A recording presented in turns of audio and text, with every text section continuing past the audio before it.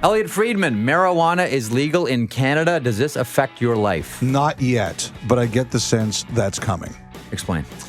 You know, I'm a person who's been wondering for a couple of years now about the healing properties of it in terms of, hips, knees, stuff as I get older, things like that. How will that help me?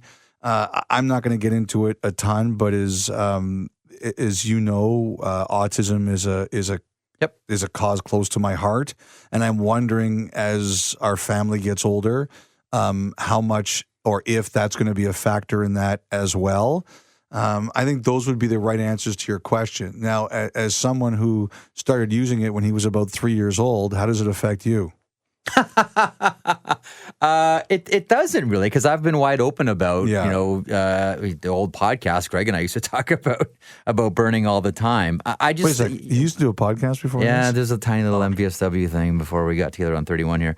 I think it's a day for sanity. I think it's been a long time coming. The way that it affects me is now, hopefully, that we can have adult conversations about marijuana that exist past the marijuana is bad, alcohol is good, stay away from the demon weed. Like, to me, much like we had the steroid conversation a few weeks ago, which thankfully is more than, steroids equals cheating, and let's just end the conversation there. There's so many more layers to it. At least now, I think we're starting to have the beginnings of a conversation. We'll talk to Riley Cote about this a little bit later on here on the podcast. We can now have a more informed and intelligent discussion about the various properties that are associated with marijuana. I look at it this way. And I'll be able to buy it at a store now. I look at it this way. Sports, pro sports, especially the big contact ones, football, hockey, MMA, wrestling, boxing, they have big problems with painkillers. Big problems with painkillers. Big time. And if this is a step towards, we're going to be honest about the healing properties of marijuana instead of painkillers, I'm all for that. I'm all for that in sports. I'm all for that in society. The one thing I don't like about all this, I was never a huge, I don't like taking even aspirin. Mm-hmm. I try to avoid taking any medication if I can. I've always liked being in control of my mind. I've never not liked being in control of my thinking process. Being out of control of your thinking process? Yes, out of control of my thinking process. So I've never really been a huge user. You don't think there's an expanded vision you can glean from a different type of consciousness? I will concede that some people have that argument, and that's fine. Everybody's brain works differently. But I don't like not being in control of what I'm thinking. And, the one thing about the whole thing that's bothered me is that in the rush to get it made legal, and I agree, I think there's a lot of things that make sense with it being that way, a lot of the concerns have been ignored. Like, we all know somebody, Jeff, who couldn't get their life going straight again after they got hooked on marijuana. For all the people it's done good to, it's also done some harm to people who use it the wrong way or use it too much. And I think that has been swept under the rug way too much. So, but I generally think it's a positive thing. And the one thing that Riley Cote talks about in our interview is that it is about time that we took an honest look at how it can replace things like opioids or painkillers in terms of treating people as in an aging society as we all get older. The one thing that gives me trouble with it, and this is being very much sold as something that can help, CBD oil can help, inflammation, can help, treat anxiety. And I'm all aboard on that one. I've always had a hard time with the idea because it hasn't worked for me, this idea of sleep. Now, I think we've all had most of us listening right now, maybe I shouldn't say most, some of us who've had this experience, you can fall asleep getting high. It does help falling asleep. And I pause on that and I say, sleep well, though? Here's my point.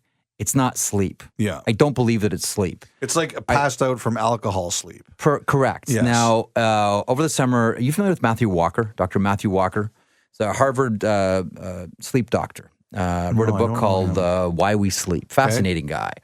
And one of the points that he makes, and now, by the way, after reading that book, I am terrified, Elliotte, of not getting 8 hours at Oh, least. So yes, now now I I know have who you're talking- I yes, have like okay. a non-negotiable 8-hour rule in my life Right. because I'm terrified, whether it's, healing, whether it's testosterone production, with like all of it, like every single level, I am terrified not to get the proper amount of sleep. But one of the points that he brings up is the difference between falling asleep and losing consciousness. You can do things to lose consciousness and give yourself the impression that you are sleeping, but it's not a deep sleep. You can just, smoke a bowl and go to bed and I'm out. You can do that, but that's not really sleep. So I always sort of pull up and pause when I hear people talk about, how this can help them sleep and have a good night's sleep, because I've woken up plenty of times and said, yeah, I may have gotten 7-8 hours, but I'm not feeling refreshed in the morning, as opposed to, doing like a stretching routine, a meditation routine, put the screen down and prepare yourself for proper sleep. Mm-hmm. So that's the one place where I'll say this whole conversation comes up a little bit short and rings a little bit hollow for me. Yeah, I agree with that. I just think that in the wave to get this done in Canada, a lot of things have been ignored that should not be ignored. In the overall place of things, I agree that this is something that is a good thing, Mm-hmm. but there's been a lot sort of, let's move that off to the side so we don't really have to discuss that Yeah. in the process. One of the issues, or one of the questions that I'm curious about, and I got an answer today from someone in the NHL, is now that it's legal in Canada, let's say one of the goaltenders in Canada, pick 'em, decides to paint a... Mike Smith. Mike Smith. There you go. Mike Smith, Calgary Flames, paints a pot leaf on his mask. I don't think that's going to be allowed to happen. Well, according to this person I talked to in the NHL, it's not going to happen. Yeah. Sent a text. I don't think it would be approved for use is what comes back. And I kind of said, what goes into that decision? Mask approval, that process is joint between the NHL and the Players Association. I asked if it is because, legally, not all jurisdictions have legalized marijuana. And came back. That would be one of the relevant considerations. But the fact that it is legal or not, according to the NHL, it is still considered a drug of abuse. Mm-hmm. They wouldn't allow its use to be promoted on their ice. Clubs are still not permitted to take legal advertising in this space. I think that's fair. Like if you remember a few years ago, wasn't Frank Nitti taking off Artur Niittymäki's goaltending mask because he was a hit Was man? it taken off, though? Because I remember it wasn't No. One was taken off was Tyson. Mike Tyson, Yes, Ray Emery. That's right. That one was taken off. But then Nitti was on Yes, Niittymäki's, no, and it was like, hold on a second here. One of them is a hitman, which who I actually had killed people. No problem with that. But it was Tyson that was removed from Ray Emery's mask. The NHL is an interesting place because they test for marijuana, but they don't punish for it. Right. And so they're basically saying, we get it, and I think that's the right way. One of the things that was interesting about the commissioner is when they were adding cocaine to the list with the Players Association, someone there told me they were expecting like a real fight over that, Mm-hmm. and they didn't want it to be, you get like Borja Solomon, you get caught Boom. and boom, you're suspended. And they were pleasantly surprised that the commissioner decided not to go down that route. He said, no. I'm talking about treatment and help first before we talk about anything punitive. And I guess the commissioner's wife has a history in that field. Mm-hmm. So a lot of his thinking is shaped by that. Like as a counselor? Yeah, I'm not exactly sure Okay. what it is, but she certainly has an understanding of the entire situation. So they said he came at it from more of a position of let's get help as opposed to let's worry about punishing. That's good. So That's it is great. good. That's That is great. good. So I guess that it's the same way with marijuana. But I got to tell you, Jeff, like I bet you like McDavid coming out the other day and basically mentioning the word CBD and people are talking about it. That says to me that the cat is out of the bag anyway. That if we did an honest blind survey of NHLers Mm-hmm. and said how many of you are either using marijuana or the products for either whether it's hemp or CBD or anything like that, what would you say the percentage is? 70? Feels a little bit high to me. 70. Okay. Between 50 and 60. Okay. So, but I don't know. I'm throwing darts on that one. But I just think now that like using versus, okay, every now and then like on the weekend, I'll have a smoke. I don't know. What do you consider use a consistent user for pain relief? That's what I'm talking about. Because or just a casual, hey, the guys are having a barbecue and I'm going to go behind the garage and smoke a joint. I'm not talking about that. Because as you know, so many of these guys are into the sports science now. Mm-hmm. They're into fitness, sports science. The teams are into sports science. Guys are going away for the summer. I mean, we all know now, 30, 40 years ago, you go away for the summer. Go fishing, drink beer. You come back fat and you use the training camp to get in shape. Now, if you're not in shape for training camp, you're in the doghouse and you're behind. Yeah, Tim Hunter, I was told, wrecked it for everyone. He was the first guy to show up in like whippy blue strength.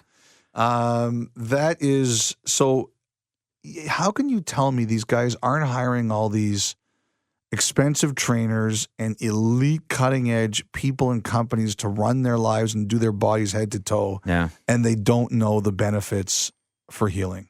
I find that very hard to believe. If you took that exact same survey that you're talking about vis-a-vis hockey players and marijuana use, and you turned that same survey over to all the media members around the NHL, what do you think the percentage would be? Probably lower. You think lower? Yeah, because I think alcohol is more. Alcohol is a biggie.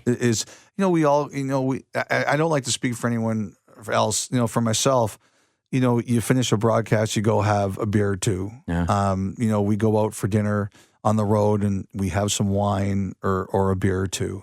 I've always believed among media, it's more alcohol than anything else. It's more social get together. Because it's more, let's get together. Marijuana is, looking inwards and it's a lonely, and also you travel, right? So you're not carrying that stuff over the border with you. That's fair.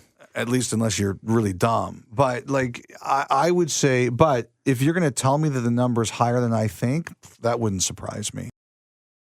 Connor McDavid, all the goals. Connor McDavid, all the assists. And as you write about in 31 Thoughts this week at sportsnet.ca, Connor McDavid, all of the ice time, Elliotte. It's funny. I was sitting there and I was actually watching their game. This is the Winnipeg game? No, this is before. I was watching. So they lose to New Jersey and Sweden to open the season. Yep. Then they lose to Boston. And whenever he's not on the ice, they are just getting tuned. And then I'm watching on Saturday when they play the Rangers in the afternoon, their first win. And someone says to me, he looks exhausted already out there. Like they are asking him to do everything and he's doing it, but he looks whipped. Mm-hmm. So I just started looking at the ice time and, he actually played less last night ice time than he did in the other three games. He was 23 and a half, 23 and a quarter. He was 24 against the Rangers and he was 22 something against Winnipeg. But what really stands out is that his even strength ice time. He's over 19 minutes this year. He's had two 20-minute games, and he's over 19 minutes overall, and he played over 20 against Winnipeg on Tuesday night.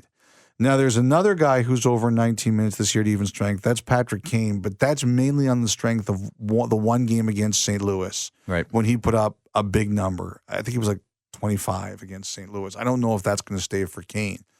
But anyway, 19 even strength minutes for a forward. Last year, the leader was Getzlaf, 1733, and he missed 26 games. He only played 56 games. McDavid was 3 seconds behind him. Getzlaf over McDavid by 3 seconds. I think that would happen if they had a real race too. but now, so he's gone from 1730 last year. Now he's already at like 1924. And if you go back, the NHL started keeping officially ice time in the late 90s. Only once has a forward ever averaged only over 19 minutes even strength in a year, and that's Pavel Bure. He did it in 1912 and 2000, 2001. Not Alex Kovalev. No, not Kovalev and not Ilya Kovalchuk is the only one this decade I saw that. To average 24 minutes I would have overall. thought Kovalev's ice time, just knowing how long, maybe shift length was the longest of anybody. I would check that. That's actually a really good point. But so if you're looking at Edmonton this year and you're looking at the way they are with McDavid on the ice and the way off the ice, and you know how big a season this is in Edmonton, so much is on the line. The first group of luxury suites, they're up The 3-year leases are up.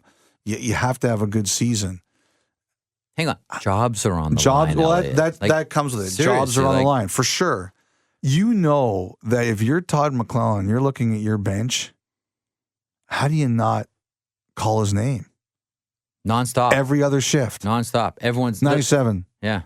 And what's he going to do? Say no? No, he wants the challenge. He wants to put the team on his back. So I'm curious to see how are they going to avoid not having a record-setting season for him this year in terms of ice time. See, the question how are they going to avoid it? Then the question, well, it's two things here. One, have to get to the playoffs. Two, what do you have left when you get to the playoffs? Yeah. When everything gets tighter, when the games mean more, and there's that 7-game series, and it's that same guy who's coming at you like a battering ram. Like that would be one of the questions. I guess you can't worry about that when you're just involved in, trying to save everything now. We're in game 5. I know. Listen, the Saturday game against the Rangers was almost a must-win. Game 3, and they have to beat the Rangers. I'm like, oh my God, we're in game 3, and they have to beat. What do you mean they have to? Now their schedule is crushing. Tuesday was Winnipeg, Thursday's Boston, then Nashville, Pittsburgh, Washington, and Nashville's then Nashville. On Canada, yeah. Then you go. I think the next 2 are Chicago and Minnesota, so it eases up a little bit. But this is a murderer's row of games. Mm-hmm. Like as much as you look at.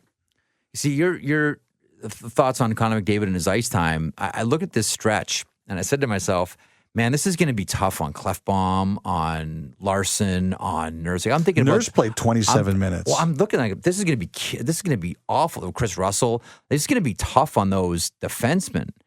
And I didn't really consider how tough this is going to be on Connor McDavid for that ice time. And none of those are easy minutes. No. Like, there's no relaxed, like, defenseman, like Ryan Suter, I always ask him about how much he played because he would play a ton. And he said that you can sometimes find 20 seconds where you can coast on a shift. Yeah. Maybe not 20, but some. You can find a few seconds where you can like, there's no coasting for this guy. Mm-hmm. And he's getting the best matchup every night. And he's got speed as his weapon. Again, the power play goal last night, he blew past the Winnipeg defense, scores. I mean, and you know what, Jeff? If they don't make the playoffs, we're going to have this same debate again this year. Can a guy out of the playoffs win the MVP? There is, again, nothing in the definition. No, I get all that. And, I'll tell you this. I really wrestled with it last year.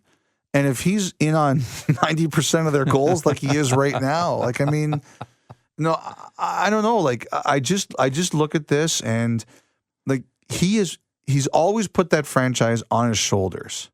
What's higher than putting the franchise on your shoulders? Lifting it over your head?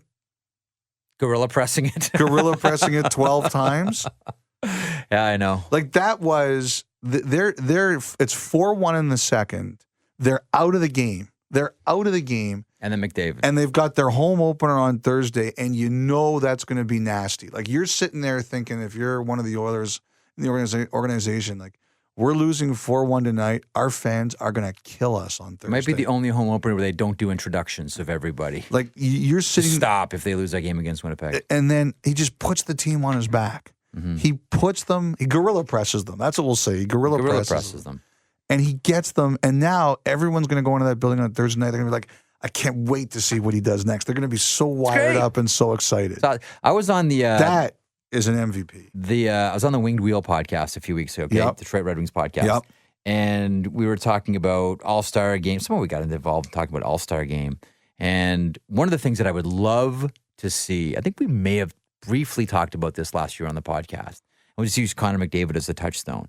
Now, of course, Connor McDavid is going to be in San Jose at the All-Star Game, but a lot of players who might be the fastest players in the NHL might not be at the All-Star Game.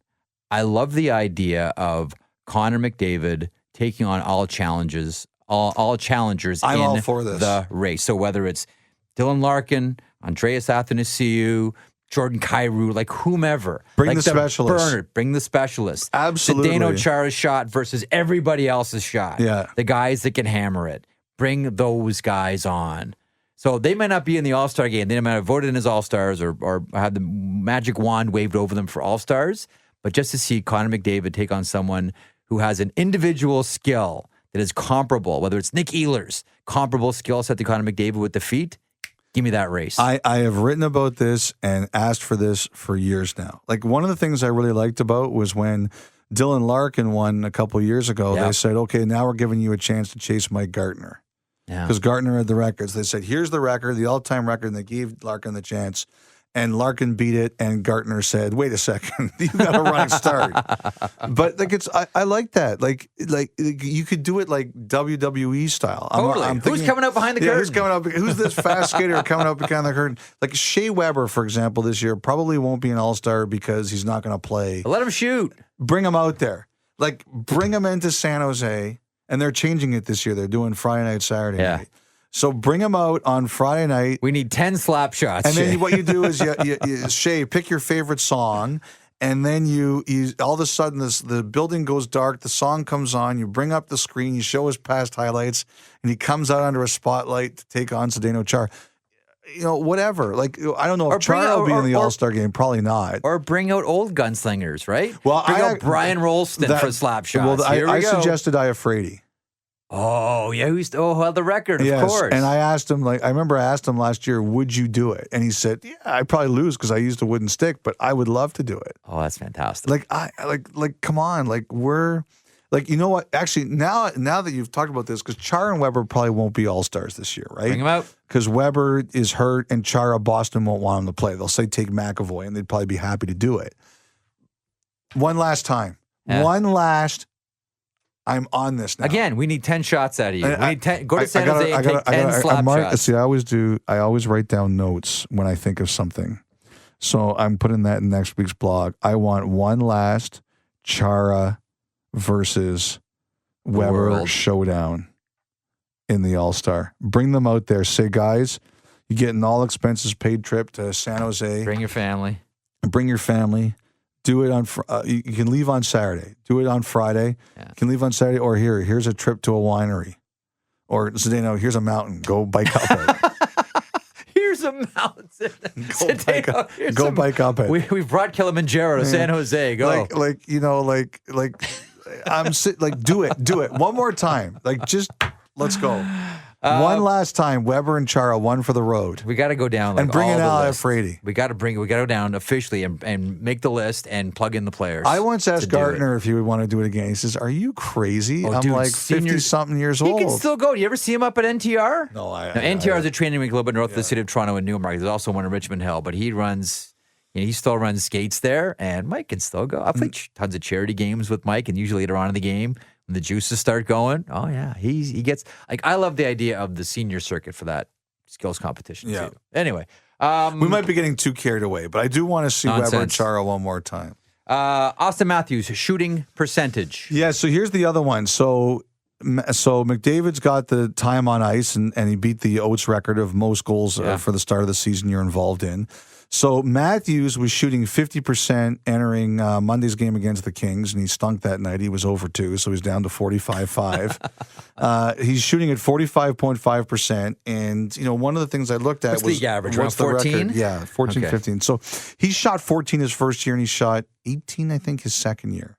Or was it 10 and 14? It's in the blog. I can't remember off the top of my head. I think it was 14, 18. But anyway, so the record is Sergei Makarov. He shot 32.3%. I saw that. I didn't know that was that. I didn't know he did that. Yes. And Craig Simpson, our guy, he held the record at 31.6 until Makarov broke it. Simmer's career average, I think, was like 22, 23. He had a good one. I think he's the highest percentage shooter ever. Him, Curry, Lemieux, all real good. I think Simmer is. I'm sure he knows. He'll tell us if we're wrong. But Bossy had to be up there. Yes. Oh, I love Bossy. But anyway, so Makarov's number 1. But in this century, it's lower. The highest is Ribeiro, 25.2. Although Kerfoot and William Karlsson were both about 23.5 last year. Yep. So you're sitting there and you're looking at Matthews as a 45.5 to start the season, and you're not exactly going out on a limb to say that's not going to stay. No. But here's the difference between him and a lot of those other guys. Like, he's on pace for 270 shots. Yeah. Nobody who's at the top of the list shoots that much, with the exception Gretzky and Lemieux. I think had years where they were both over 275. and they're in the top 25 ever of one season of shooting percentage. So I think the thing for Matthews that's hard is he's a great shooter, but he's a volume shooter. And the more you shoot, the harder it is to stay atop that list. But I'm looking forward to seeing if he can do it. Alex Tanguay was always at the other end of that He's fascinating because it's I believe low, he's sixth. but he's low fourth volume though. this century. Yeah. Tanguay was, he was so frustrating. He was so frustrating to watch as a player because no matter what, normally you see a player with a puck on a stick and you think, great shooting position, pass.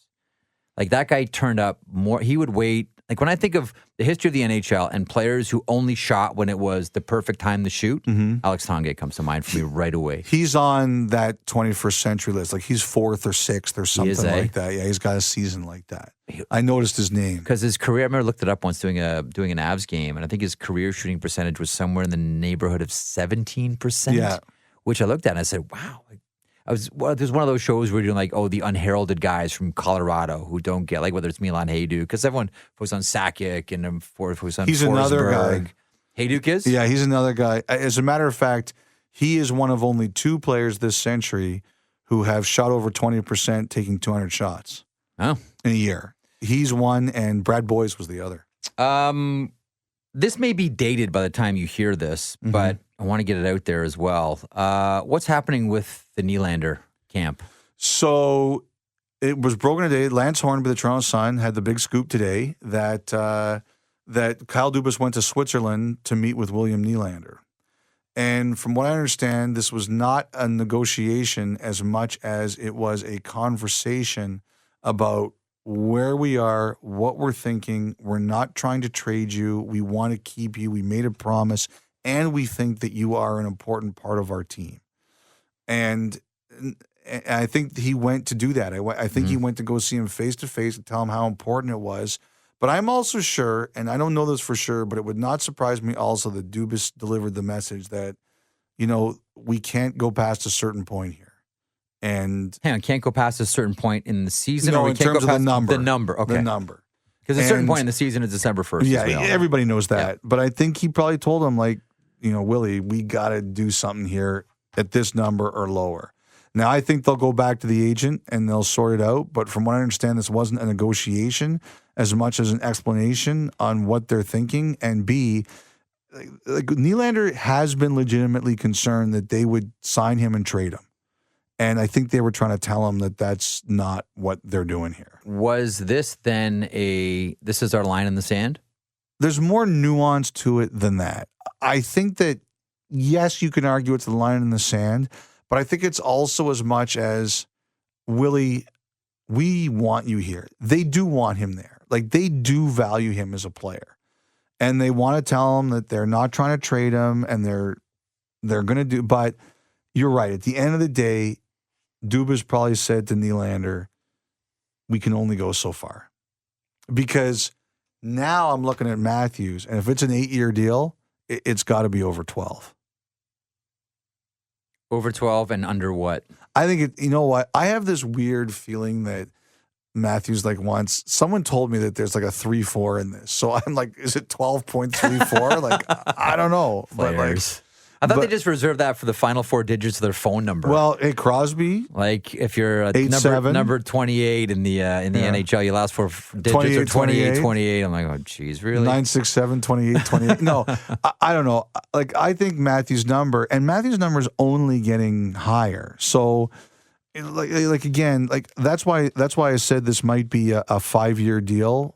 And I know people freaked out. He doesn't want to sign for 8 years. I said, I think he would sign for 8 years. I don't think that's a problem. But for now, it might be shorter. But, right now, is Matthews over 12 on 8 years? He probably is. I think it depends on the percentage of the cap. I think you look at what Sidney Crosby signed for percentage-wise, and that was 17.6 of the cap. Everyone looks at the number and goes, well, hang on. Crosby's at 8.7. How can these other players be making more? No, you got to look at when the cap was at that time. And Crosby was 17.6.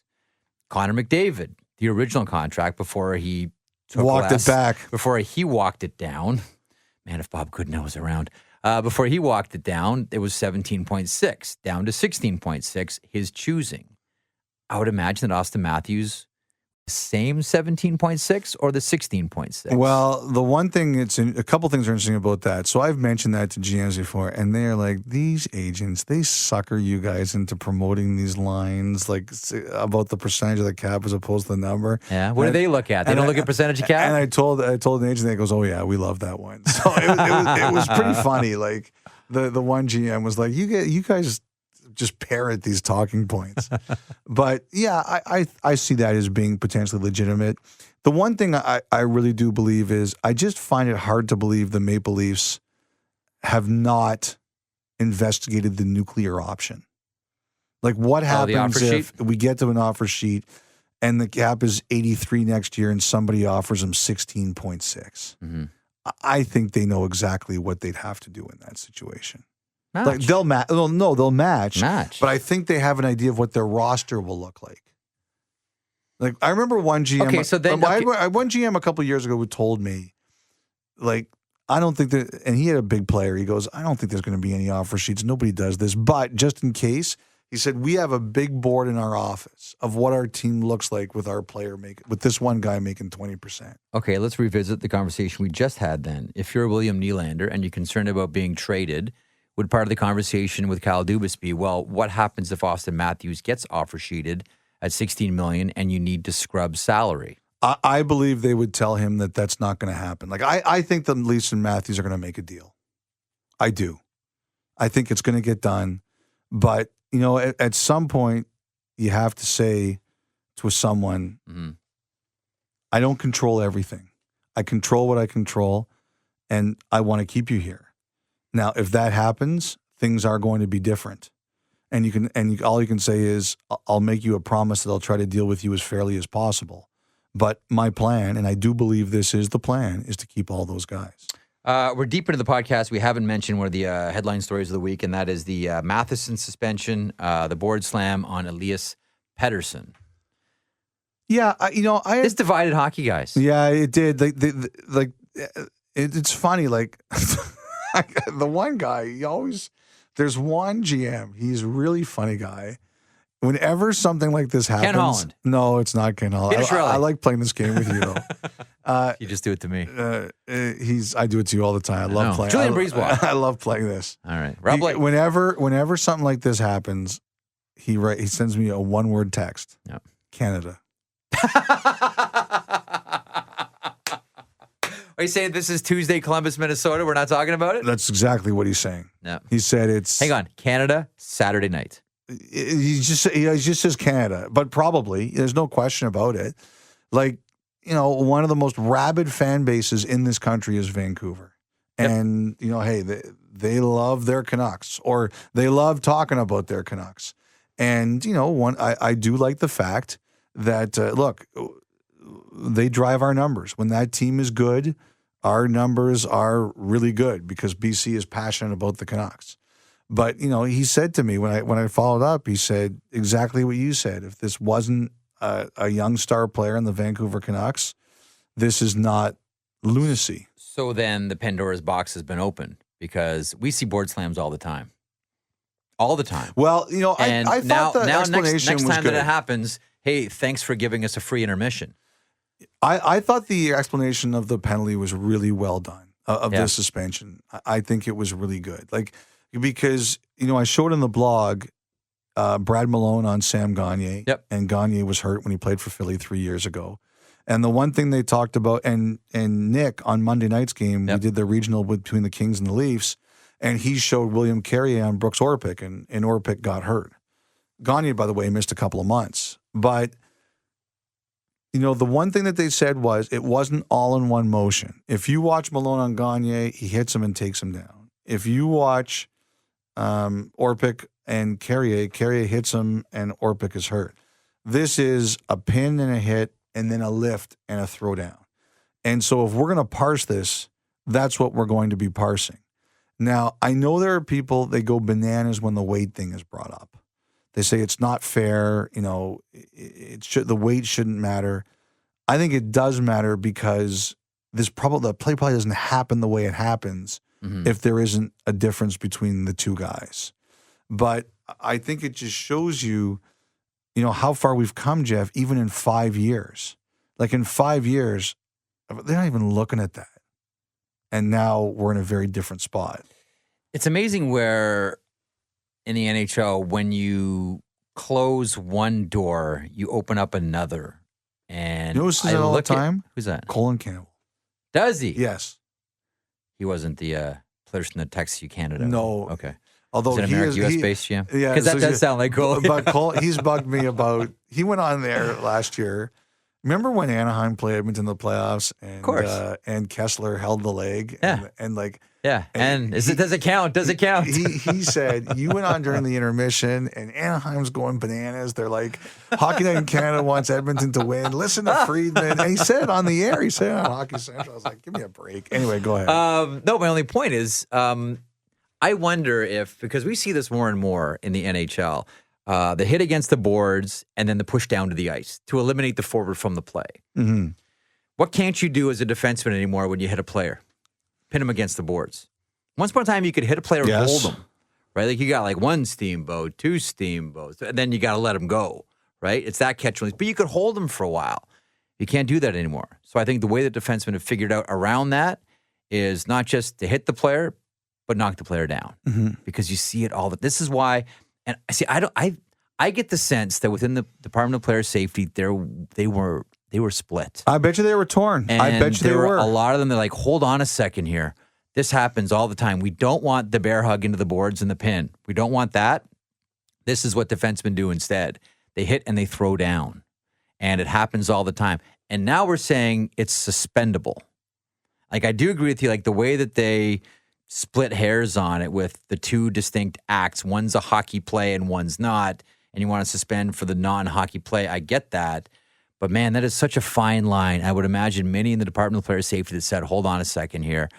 I know it's tough because it's Vancouver and they're red hot and it's Saturday night and there's a concussion. It's a young star player. I get all that.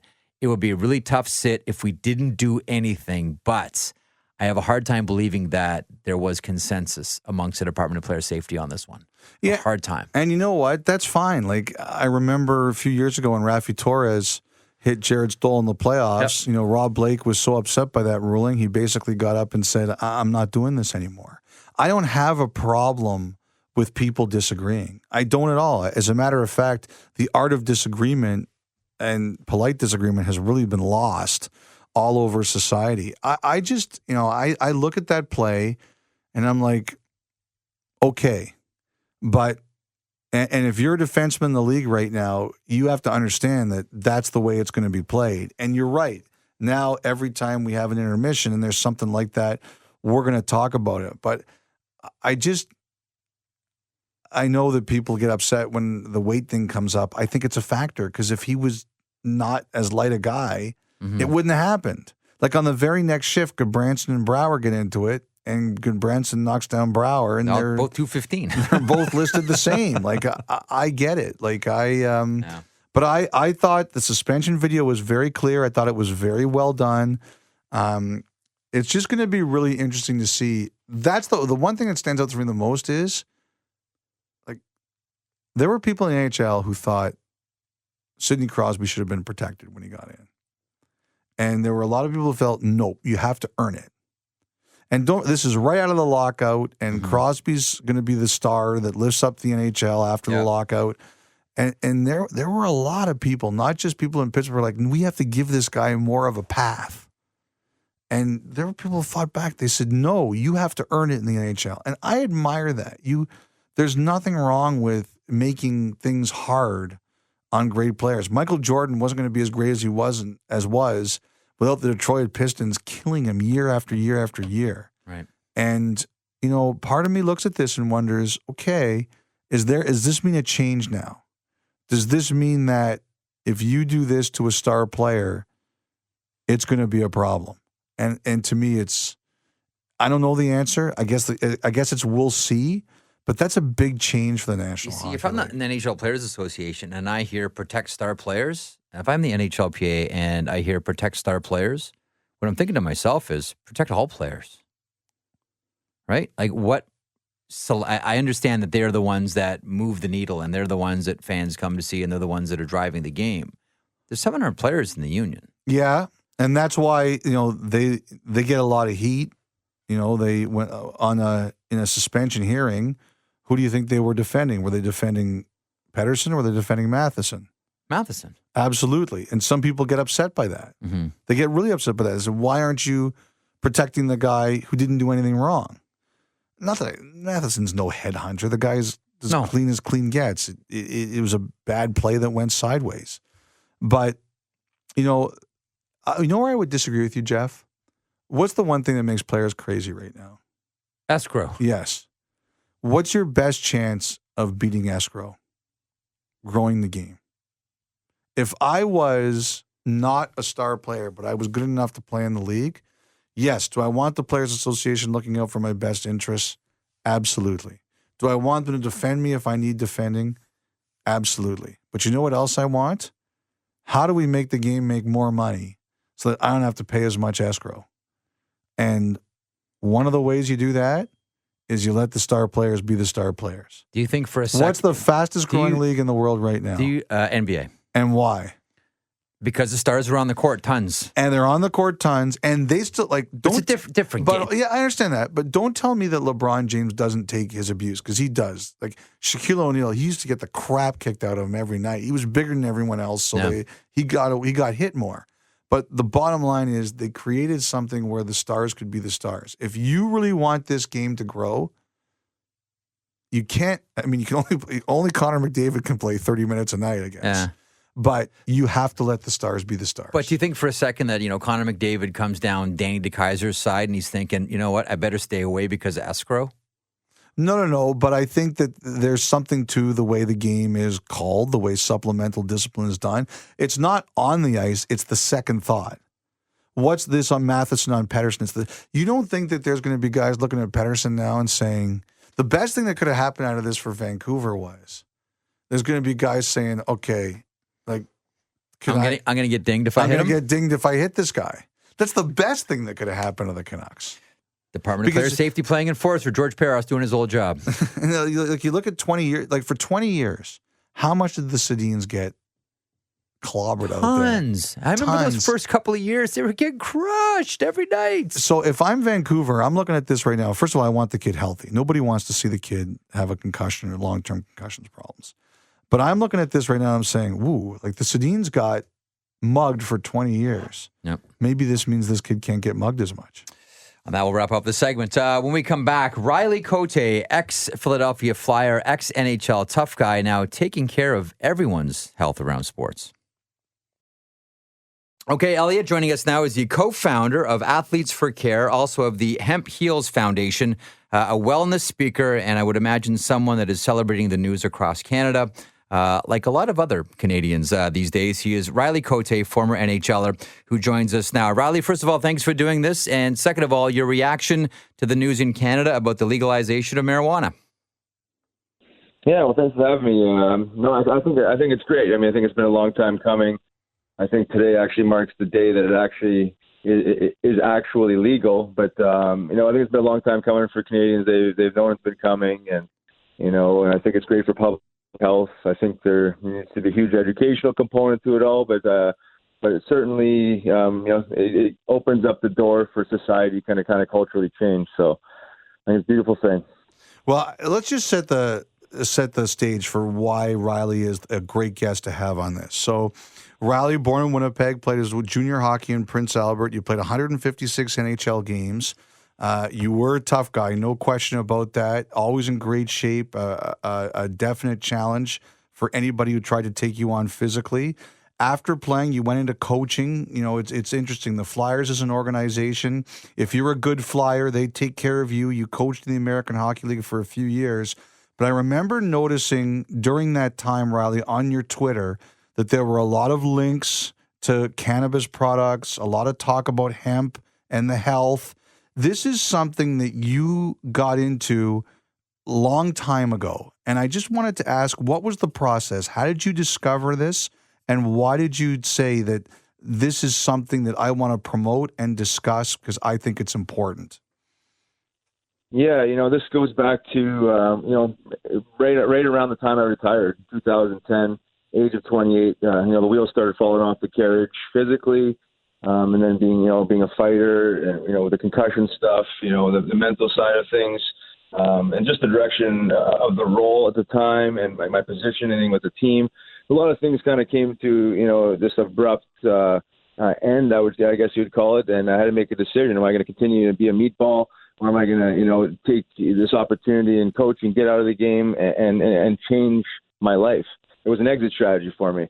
And I, kind of tackled my demons and realized the way I was living was unsustainable. And I always been into fitness and lifting weights and being hard and being competitive, but not very mindful, not even, from the diet standpoint, just kind of consuming calories and carbohydrates and that whole bit. So really, I got into hemp and cannabis, understanding the nutritional profile of the hemp seed.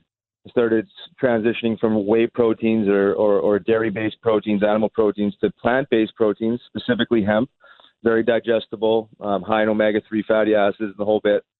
And then that kind of sparked my interest into, the other parts of the plant, the healing parts of the plant, the history of cannabis through, of all time, really being an essential component to all medicines.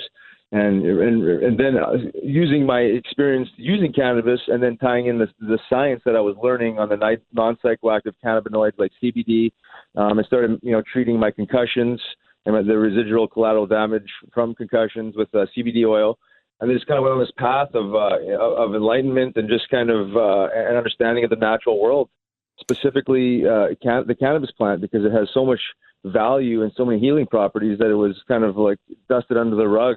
We have a heroin crisis on our hands, an opioid crisis, and it's because of the prohibition of cannabis. And I connected all these dots and became extremely passionate about it and kind of wanted to speak the truth. And that's where it all began. It seems as though we're going to get in the specifics of the health benefits and, the wellness properties of all these things, Riley. But it seems as if, hearing you speak about it and looking at your biography and, knowing who you were as an NHLer and growing up and playing hockey, it seems very much like you are a all-in kind of guy. Like when I hear you talk about this, you are all in on this as, not just a piece of your lifestyle, but a large part of your lifestyle and part of a bigger profile of who you are right now. Just like when you played in the NHL, no one casually becomes a tough guy in the NHL. You have to really want to do it, and there has to be a drive for it. Is that an accurate assessment of you, that if I'm in for something on a penny, I'm in it for a pound as well? I'm a Game 7 guy no matter what the issue is?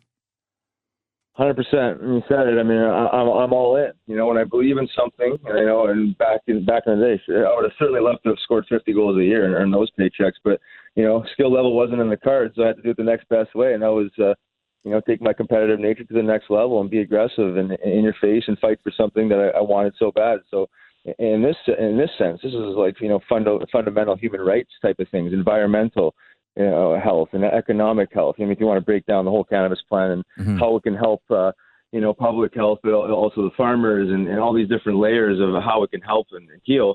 It just makes a whole lot of sense for me to be all in. And I've learned that I was living very unsustainably, and I learned that if you work with the laws of nature and follow the natural world and these things that were here from the start of time that supported mankind, that you have a better chance of being in the best shape you can be, being healthy. The big thing is mental health, having good mental health, and staying out of the medical system and staying healthy and staying, looking at cannabis and using these products as wellness or preventative type of products versus so reactive when we're sick or deathly ill that we're leaning on cannabis now. I think there's this whole other conversation of how to respectfully use cannabis to basically mitigate the daily grind of life. Riley, tell us, as you mentioned, North America has an opioid problem, and the tough contact sports, hockey, football, boxing, wrestling, MMA, they have a painkiller problem. Can you tell us specifically how the path you've gone down has helped your health?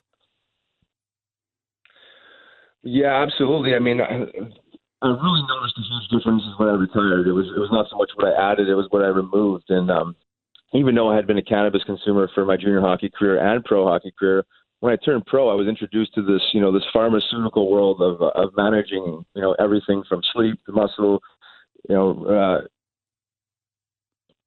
swelling, inflammation, pain, the whole bit. And I didn't really understand the difference. One was legal, one wasn't. It wasn't really till I was a very mindless back then. It wasn't really till I retired and then started removing some of these things that were destructive to my mental health and all this stuff that I really started realizing how beneficial it was and how medicinal and therapeutic it really was. And these other things were kind of fogging my philosophies, but like my belief system on what medicine really was. So when I started realizing all these things, it was easy for me to go back to cannabis and make sense of it, because we've kind of been fundamentally misled. I mean, there's drugs in the pharmaceutical markets called, like Marinol, which is synthetic THC, and you kind of connect these dots and do the math on, patents and realizing that the U.S. government holds a patent on, cannabinoids as neuroprotectants and antioxidants. So they know something that we don't as far as, brain health and human health. So, connecting all these things and understanding the history and the prohibition of cannabis and realizing that cannabis is illegal not because it's bad for us, it's because it's that positive and that good of a resource, is that it just makes a whole lot of sense for me. So for me to be fully into it, fully be an advocate and get the word out there, I mean, it's what needs to happen. One of the issues around cannabis is the age at which someone should start. And I say this hypocritically, knowing that I started smoking weed when I was in high school. Probably retrospectively, probably not the best thing for my brain. I know that one day, like many people look forward to having a beer with their son when they grow up. I look forward to having a joint with my kid when he gets old enough. I just don't know what that date is, Riley. Your thoughts on junior hockey players using cannabis, using marijuana, as anxiety aids, sleep aids, whatever, at that young an age, when to be honest, when their brains aren't fully formed yet. Yeah. I think that's a really tough question. I look back on my life as well. I mean, I started consuming cannabis at 15, but I also started drinking at 15. I moved away from junior hockey and started, kind of getting wrapped up in the culture of hockey, which is, beers with the boys, beers. And you look at what that does on the brain. I mean, clearly alcohol is destructive to the brain. I think it's been proven over time that it's not positive for the brain. And if you want to compare that to cannabis, where it has the opposite effect, it's actually a neuroprotectant, promotes neurogenesis. So I think you look at children with epilepsy, we're going from, 80 seizures a day to 0. I mean, it's obviously having a positive impact on the brain. And you go into people with children with autism, it's having a positive impact on the brain. And you go all the way to people with geriatrics community, people with Alzheimer's and dementia, having a positive impact on the brain.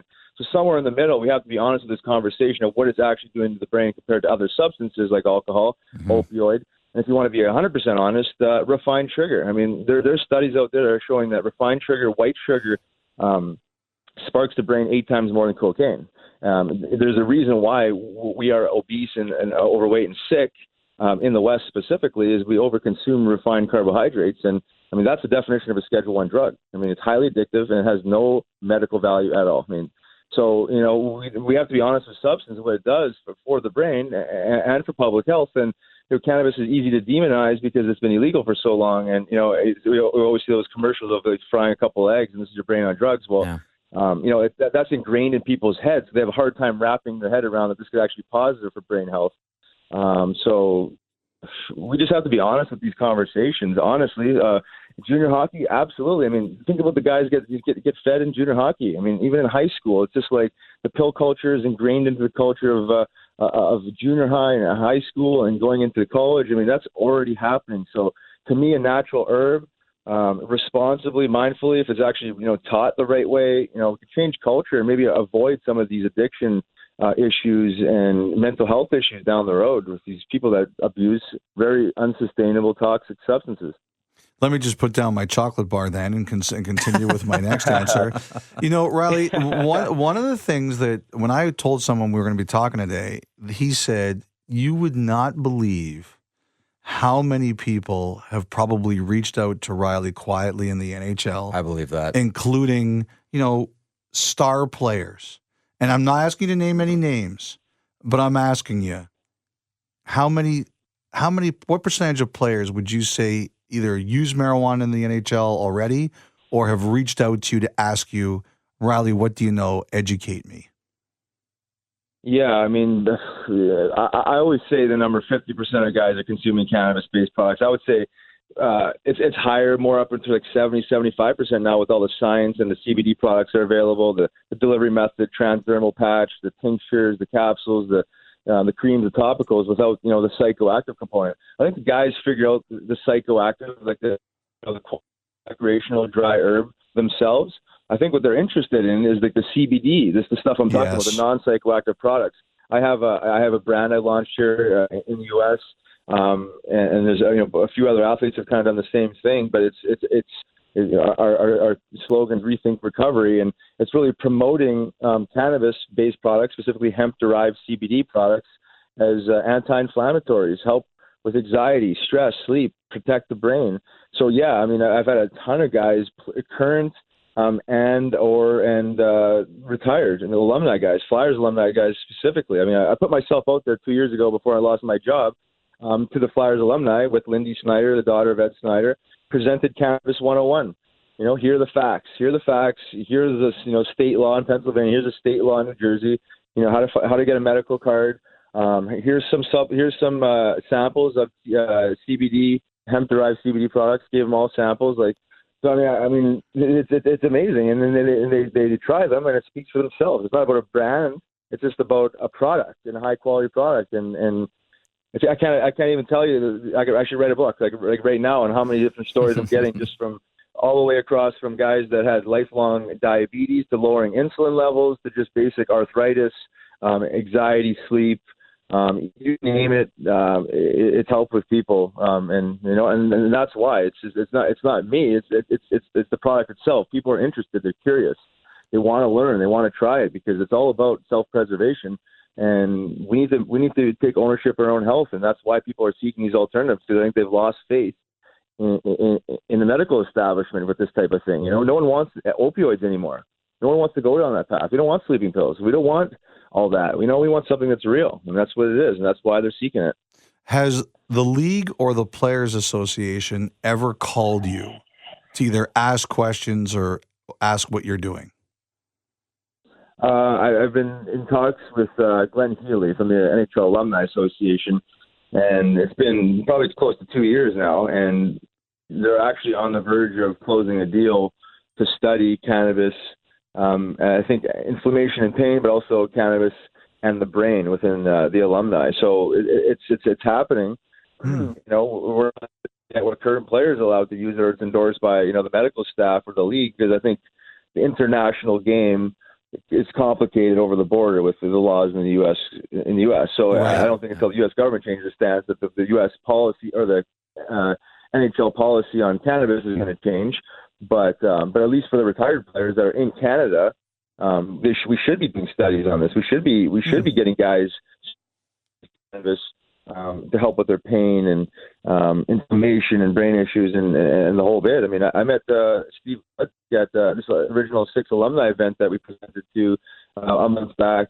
This guy's been managing Parkinson's for 15 years, and only in the last 2 years has he leaned on cannabis, and it's been a game changer for him. He's conservative, and he has a hard time, speaking publicly about it. And he did that day. He did a story on CBC, and but it takes guys a lot to get out of the comfort zone, because it goes against most people's way of thinking. I mean, I grew up very conservative. I mean, I was just like anybody else. I mean, me for reefer madness. I mean, but at some point you got to challenge the system a little bit. You know what I mean? You can't accept the status quo, especially when you have.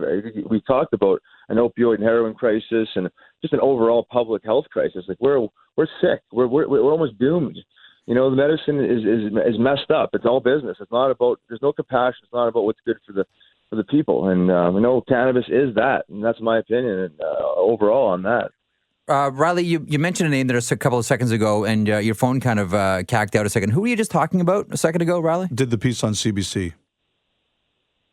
Oh, I was talking about Steve Ludzik. I met him at the original right. 6 alumni event. Gotcha. Yeah, and okay. He's been managing his Parkinson's for 15 years. In the last 2 years, he's been introduced to cannabis, so it's been a game changer for him. But again, a lot of these old school minds, and I was an old school mind too, conservative, and follow the rules, follow the teacher, and just listen and get to work and do the work. But at some point, you got to look out for yourself too, and maybe part of my weakness has been I was too trusting early on in my life, where I just maybe got dragged through the mud where maybe it's too naive, and then that's why I became so aggressive with my approach on this stuff, because it's disruptive. We're going up against years and years of propaganda and sideline medicine. So I think times are changing.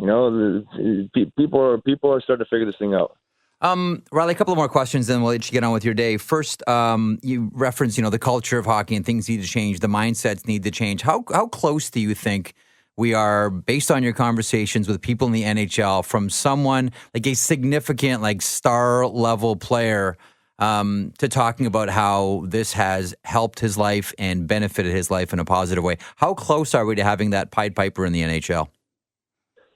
I think we're under a year away. I mean, Connor McDavid's already made a pretty powerful comment in the paper the other day about the NHL is not stupid not to. Now that it's fully legal and recreational and medical, there's nothing holding them back if they want to say their opinion, especially on the Canadian side of the border.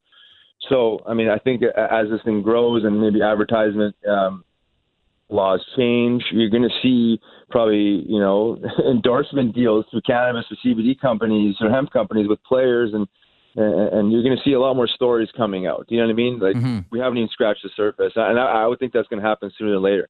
Okay, we're going to see how quickly this evolves into the wellness and recovery side of things. Don't disagree at all. Last question, and we thank you for your time today, Riley. What's the worst thing about cannabis? Not the best thing. We know, and we've, I think we're at a point now in our society after having, honest conversations about what the benefits are, whether it's anxiety or sleep or, pain relief. What's the worst thing about it in your point of view, though, from your point of view? The worst thing about it, probably the laws still that exist in the U.S., but outside of that, I mean... Never had the bad edible experience? Come on, Riley. We've all been there, guy. I actually have, and I was actually going there with that. Yeah, I did. And it's really the worst thing with cannabis is for the mindless consumer to just think all cannabis is equal and disrespect it.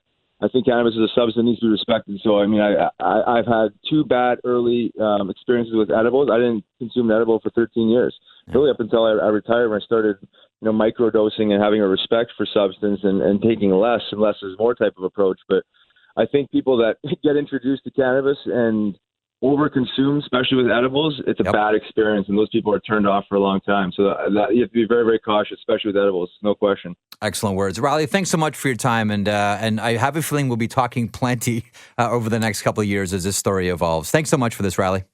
Sounds no problem. Anytime. You have a good day. All right, Elliotte, finish up with some Ask 31s. Here's a good one. We'll start with this one. This from Roger. Why didn't Elliotte keep the beard? Scott Moore wouldn't let me. The gentleman we were praising earlier on? No, hang on. He's gone. I'm going to grow it back. Is it coming back? Maybe I should. I should ask if I can do it now. Yeah, I knew that wasn't going to be allowed to go on TV. I would love to wear that on TV, though. We'll see. Maybe now. Stand by. From Kawhi Leonard's tour guide. I like that. That's a nice Twitter handle. Why are GMs so afraid of using offer sheets? I think there's a couple of reasons. Number one, I think that they just feel that generally they don't go anywhere. All they do is inflate. Everybody always matches.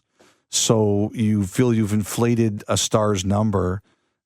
And for what? You haven't done yourself anything. But the same amount of money is in the system for everybody. Well, so it's like some people don't understand that. Everyone has the same salary cap. Some people don't understand that, but still, as we've seen, they've been used punitively. Remember, Philadelphia did it, who did it? Mike Gillis did it to St. Louis on David Backes. Yes. And then what did St. Louis do? They offer sheeted Steve Bernier to get back at them. So you always worry about somebody coming back at you. I think there's no question there is intense pressure not to use them. I think the league frowns on them, and as one guy said to me once, you don't necessarily want to be on the bad side of that if you can avoid it. I do think we are getting closer to the day where they're going to. I said that for a couple of years now. Eventually, it's like people who think the housing bubble is going to burst in Toronto. You keep predicting it, eventually you're going to be right. But I have been predicting for years now that they are going to happen because fewer and fewer good players are hitting the market. And sooner or later, this is going to occur. And I believe that is going to be the case, but I understand the pressures that they don't get done. There is a sense, true or false, there is a sense out there that general managers are shy about using offer sheets because it could affect them when it comes to future employment. I can't apply for a job there because once upon a time I stole one of their players. You know, you buy that? I've never heard that before. You know, if somebody told you that, then obviously somebody feels that way. I've never heard that before. I know that, for a long time, I know there was one general manager who felt he got kind of blackballed because he spent a lot of money, not offer sheets, but he spent a lot of money. And whether or not that's true, he felt that way. I've never heard that, Jeff, but if somebody's telling you that, then somebody feels that way. From Ryan Quirk, I love this. Should NHL players have goal songs? Each player picks out their song when they score a goal. I love that. I think that is great. I love that idea. That's fantastic. Baseball has it for walk-up music. Yeah. Why not goal songs for everybody? Yeah, I think that's a great. And then we can have, remember when the Mets signed Billy Wagner, and he always came out with Enter Sandman. And he went to New York, and the first time he came out of the bullpen, he had Enter Sandman. New York went bonkers because it was like, wait a sec, that's Mariano Rivera's song. Right. You can't come to New York. And so you could have a situation where a guy gets... He's got the same song. Yeah, and no, you Connor, you can't have that. Yeah, sorry, bud. That's his song. You do and Connor numbers. Goes, I'm Connor McDavid. I'll take whatever song I want. All of a sudden, someone gets a new watch. Yes. Someone's got a new car in the driveway just because of a goal song. When Carlos Delgado was with the Blue Jays, Roger Clemens came for 21, and he got a Rolex out of it. Not bad. A guy named Rick submits, who's the best interview you've ever had, and how thorough is media training with rookies these days? It's pretty thorough. They're really prepared. There's no question about it. It's not only the teams and the leagues that do it, it's their agents are having guys do it. So I think it's really thorough. I've get asked this question a lot. I don't really have a great answer because I've been fortunate enough to interview a lot of people that were really good. I would say two of my favorite hockey player to deal with ever was Daniel Alfredsson. Mm-hmm. I love dealing with Alfredsson, but probably the guy I had the most fun interviewing, and I got to do it at a time where he was at the very peak of his career, was Usain Bolt. What did you like about it? Just fun. He was good. I've told this story before, but this 208 Beijing? Yeah, 208 Beijing, and he was so gracious. Everybody wanted a piece of him, and he would come through in the mornings after the heats, and he would do NBC, he would do the Olympic Broadcasting Channel, and eventually do Jamaican TV. And the way it works is you're in a tower, right? Yeah. And every level has about 10 or 12 little pens where each country is in. And we were I think we were 21 or 22 on the list that year. And he would walk there after the morning and says, I'll get you guys all. He'd do NBC, he'd do IOC, he'd do Jamaican TV, and he'd say to the rest of us, I'll get you all after the final. And then after the final, he'd win, and he'd do everybody. Awesome. And we were all asking him the same questions, and not only did he do everybody, he was good. There was a world of broadcasters and people watching those broadcasts, all the people in those countries, who walked away saying, what an awesome guy this guy is. And it wasn't anything I did. It was all him. Plus Donovan Bailey was with us, and they were friendly, so that helped. But he was so good, one of the most impressive guys ever. He humiliated me in Beijing. It's one of my favorite stories to tell. What did he do? So I had finished, I can't remember what I was doing, archery that day, maybe table tennis. I can't remember. So I was wrapped up around noon. I wanted to go see Phelps swim at the Cube. So I went and filed at the IBC, and I'm all done. Ha-cha-cha, I got a few hours. I'm going to go see Michael Phelps swim. So I leave the IBC, and I'm walking. And I got my little CBC knapsack, and I'm clumping along, walking over to the Cube. And there's this, giant man beside me who just starts walking. But it's not walking. It's like a prance. Every single muscle in his body is in complete syncopation with all the other muscles. And I've never seen anyone move like that just walking. And I remember stopping, partially because I was embarrassed to be walking next to this gentleman. Mm-hmm. I looked over to my left, and it was Usain Bolt. And I remember stopping thinking, I'm embarrassed as a human being to walk next to him because he was so graceful. Yeah. Like just the way that he moved, humiliate. I remember stopping and saying, I can't walk around him because I'm embarrassed. Oh my God. So Yeah. I stopped. I'm like, I kind of get where you're coming from. Thump. Like what? Just to have that ease of movement with your body is something I've always wanted in my whole life. And to see it, I was embarrassed. And That's a great way of putting it. It's like, I can't. I'm not the same. How can I call myself a human being? I'm not worthy. I'm not. It's funny, in Detroit, they always talked about Lidstrom being like the perfect human. He'd put on his socks, and they'd be like, "Oh my God, even his socks are flawless." It's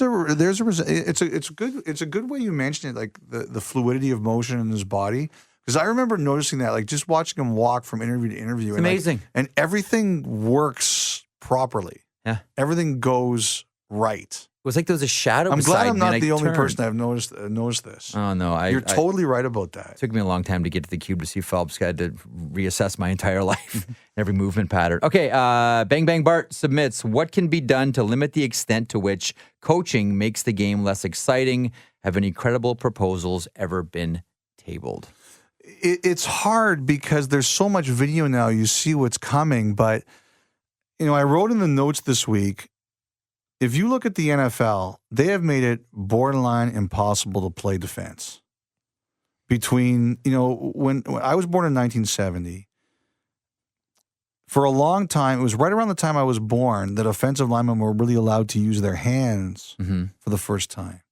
And if you're old enough to remember, defensive backs could maul receivers. Like you couldn't get off the line. Those guys would tie you up. They'd throw you down. They'd do whatever. You just look at the way they've turned it into a passing league. Now, like hockey with the concussion issues, they changed the way you can lead with your helmet and you can hit. College football now is a targeting rule that's got kids thrown out of games for hits that would have been allowed years ago. The NFL has made it harder to play defense. And if you watch the NFL, and I do, this year has been spectacular. The quality of games in the most case, and the offense, the skill players have really taken over. In the limited amount that I've watched this year, to me, what stands out are comebacks. Yes. And like if you watch, in this week, Rodgers on Monday night, and then that great New England-Kansas City game on Sunday night. But what the NHL has done is, okay, so they've really battled down on obstruction. They've really now taken away the slashing. That's their move. For the person who asked the question, that's the counter move. Now, scoring is always up in October, and then it goes down. So we'll see. But I think what they're really hoping is the more you allow skill to take over, the harder it is for coaches to stop it. And I think that's what they're trying. Like someone pointed out to me, and it's in the notes this week, if you look at the last 11 seconds of San Jose, New Jersey on Sunday, New Jersey's up a goal, and they throw the puck out to center with 11 seconds left. Jeff, when I played as a kid, if you threw the puck out to center with 11 seconds left, it was over. Yeah. You weren't getting the puck, getting everybody back on side and getting a chance. Sounds like I got two chances. One of them, a really good one from Carlson. Kincaid had to make a hell of a save. Regroups are faster than ever. Like that's the counter. Now, I don't know if we'll ever beat the coaches, but that is the counter move. Could just take them off the bench. At a GM meeting a couple of years ago, there was an argument that there's too many coaches on the bench. Like, blame Fred Shiro. He brought Mike Nicolak aboard, and that was the first one, and that started the slippery slope. But could that ever go anywhere? You can have as many coaches as you want in practice, but you're just having one person behind the bench during the game. He fought. I know it came up. I don't know if it went anywhere, but I know it came up. All right, so on that, we'll conclude. I want to thank Riley Cote for stopping by the podcast. I want to thank our producer, Emil Delich. You want to put a final thought on this one for the week? A big week in Canada, Elliotte, with the legalization of marijuana. It's funny. Like we have a text group of buddies, and one guy said, "Okay, who's going to be the first guy to try?" And we all named one guy. Nobody lost. Who? No, a buddy of mine. Just a buddy. Like we all picked the right guy. Awesome. Yeah. I want to remind everyone, next week we're in Winnipeg for the Jets and the Maple Leafs, so our podcast will be slightly delayed by probably one day, maybe two. We'll see if we get there. But looking forward to that. It'll be post-Winnipeg. I haven't been to Winnipeg since they announced that they got the team. What? That's how long it's been. It's true. You should not be. You should be fired for that. I know. Shh, don't tell my boss. Who's my boss now? Scott's gone. Who is our boss now, Elliotte? And thanks to Scott Moore, again, as we mentioned off the top. Great work, and hope we meet again somewhere down the road. We will in a personal capacity, and we certainly hope so in a professional capacity as well. Thanks for joining us here on 31 Thoughts. We'll take it out with a song by the name of, you'll love this, Elliotte, 31, Mike Edel. A number of dates, Rochester, New York, Washington, in Canada, Toronto, Ottawa, Hamilton, London, Waterloo. All those tour dates available at MikeEdel.com. Thanks for joining us this week. This old city for good, digital nomad, alone in the woods. But I'm scared we'll get lost inside of our minds, replaying memories that we left all the good years behind. At 31, we're not done having fun, late nights till morning comes. We're old enough to still feel young. Is this a sequel where the magic is already gone? A sophomore attempt where your friends have all the kids and moved on. I sit at the same bar, cast as it's always been, and dying or growing. Where does the line